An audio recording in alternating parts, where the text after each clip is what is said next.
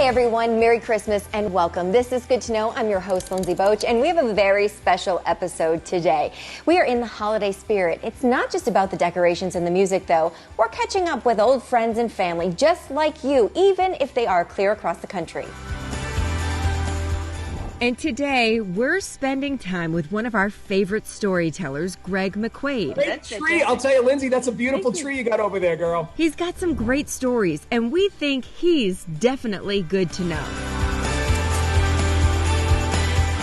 From heroes to everyday people, Greg has a magic touch for getting everyone to open up. I'm overwhelmed with emotion because there's no amount of gratitude that I can express to this animal for what he's been able to give me in my life. Yeah, he's much more than a dog. He's a family member. From the inspiring, I want women to know that they are enough, exactly like they are, to the surprising. I believe that it was divinely ordered that day for those things to happen the way they happened, so that people can look at this young man and see that there are really kind people in the world who are willing to bless other people without expecting anything in return.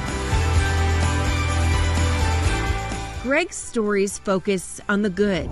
Not every news story is negative. I know many people say, oh, I don't watch the news. It's so negative. But I really want to change their minds and just for them to pause and sit and absorb and maybe learn that there are some great people out there. We're catching up and talking about some of our favorite stories from 2020. Hi, Greg.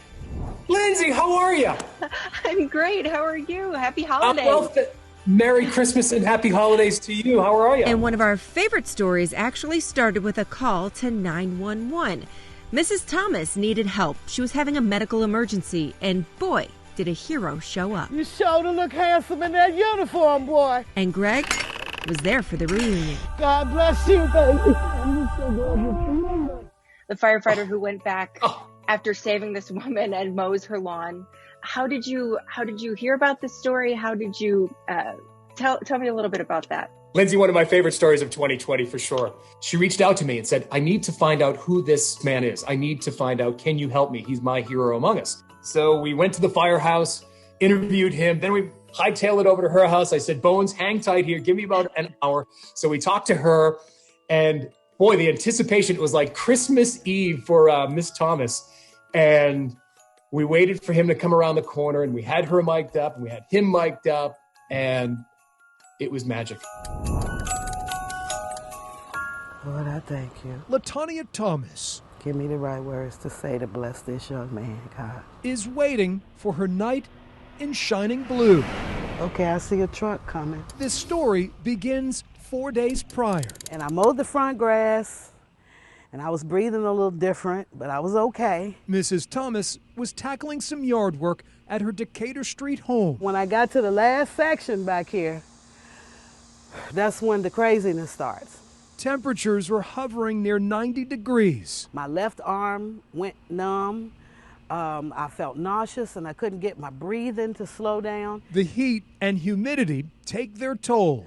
I called 911 because I couldn't get my breathing to slow down and I got scared. I really felt like I was going to die. Mrs. Thomas panics, but manages to call for help. And I was expecting an ambulance, but I was not expecting a hero in a fire truck that day. I believe it was toned out as a lady unresponsive. Firefighters from Station 17 on Semmes Avenue respond in minutes. When a citizen dials 911, that's the worst day of their life.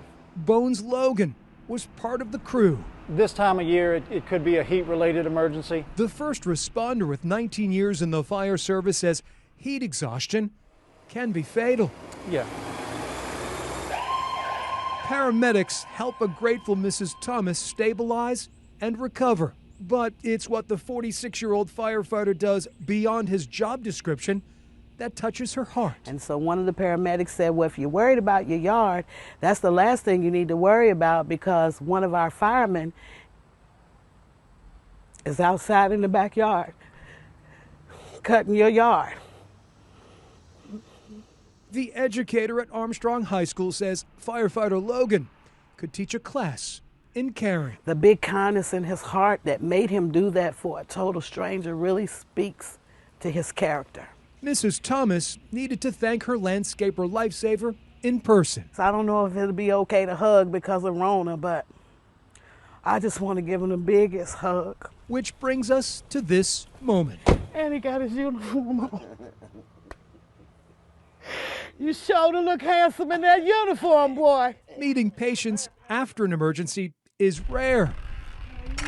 God bless you, baby. I'm just so glad you're feeling better. This firefighter couldn't turn down the invitation. Thank you so very much. Yes, ma'am. Yes, sir. People just don't do things like that out of the kindness of their heart as much anymore. Mowing the lawn took just 15 minutes. No big deal for the first responder. Well, when I called to find out who you were, your colleagues had so many beautiful things to say about you. I paid him a lot of money to say that, too. Mrs. Thomas says his actions will last a lifetime. Most of the guys in the fire service, we don't want medals or anything like that, but you know, the hug I got today, that's my reward. I just like to help people. That's, you know, if I can do something to make your day better, then that's what I try to do. Make no bones about it. When it comes to going the extra yard, we love you. Firefighter Logan is a cut above. I believe that it was divinely ordered that day for those things to happen the way they happened, so that people can look at this young man and see that there are really kind people in the world who are willing to bless other people without expecting anything in return.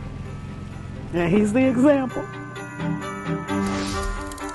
And that's why I love this job, because this raw emotion, it was organic. It wasn't forced. It wasn't set up. We weren't recreating this emotion. You can't recreate that emotion, because she was so grateful for just that simple act.